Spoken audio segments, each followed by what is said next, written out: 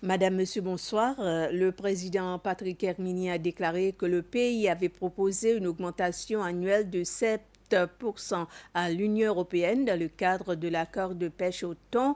Initialement, les Seychelles souhaitent une hausse de 30%, tandis que l'Union européenne ne proposait que 3%, très loin de ce que souhaitait le gouvernement. Le président Hermini a expliqué lors d'une conférence de presse que les conjonctures actuelles avec le conflit au Moyen-Orient avaient contraint le pays à proposer cette hausse de 7%. Le président Hermini a dit avoir essayé d'obtenir davantage pour les ressources du pays, mais que l'Union européenne avait expliqué pourquoi elle n'était pas en mesure d'accepter les 30% qui étaient en ligne avec l'inflation durant ces 6 dernières années. Il a ajouté que jeudi dernier, le ministre Cosgrove avait fait le dernier round de négociations et que finalement le pays avait été obligé de concéder les 7%. Le chef de l'État a dit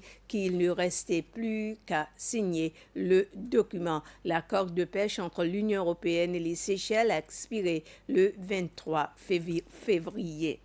Une délégation de l'Union internationale de la conservation de la nature, IUCN, a été reçue ce matin à State House par le président de la République, Patrick Hermini. La délégation était conduite par le directeur régional de l'UICN, Luther Ankoubois, et comprenait plusieurs représentants de l'organisation. Elle était accompagnée de la ministre responsable de l'Environnement, Marie-Mé Jérémy, ainsi que du directeur de Nature Seychelles, Nirmal Jivancha.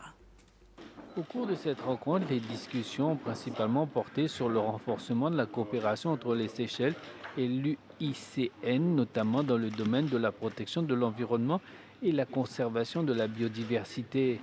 Le directeur régional de l'UICN, Luther Akourbois, a souligné l'importance de consolider ce partenariat afin de soutenir les efforts du pays face aux défis environnementaux, en particulier dans un contexte de vulnérabilité accrue des petits États insulaires face au changement climatique.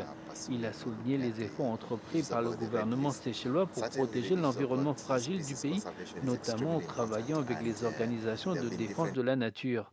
Il a salué le rôle de leader du pays dans la protection de l'environnement tout en rappelant l'engagement du pays dans de nombreux traités. La liste rouge de l'UICN recense un nombre important d'espèces menacées aux Seychelles, reflétant la fragilité de l'écosystème insulaire face au changement climatique et à la dégradation des habitats et aux espèces envahissantes.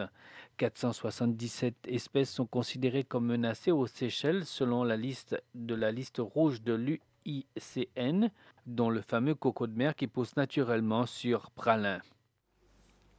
Les travailleurs sociaux et les principaux partenaires en protection de l'enfance se sont réunis pour partager leur expérience et aborder les défis auxquels ils sont confrontés dans leur travail. Les discussions ont également porté sur un nouveau manuel qui recensera les règles, les normes et les procédures à suivre pour garantir les meilleures pratiques en matière de protection de l'enfance. Cette initiative s'inscrit dans le cadre des activités menées par le ministère des Affaires sociales pour commémorer la Journée mondiale du travail social célébrée aujourd'hui le 17 mars. Cet événement visait également à souligner le rôle essentiel que jouent les travailleurs sociaux dans la société en promouvoir la justice sociale et en soutenant les personnes vulnérables.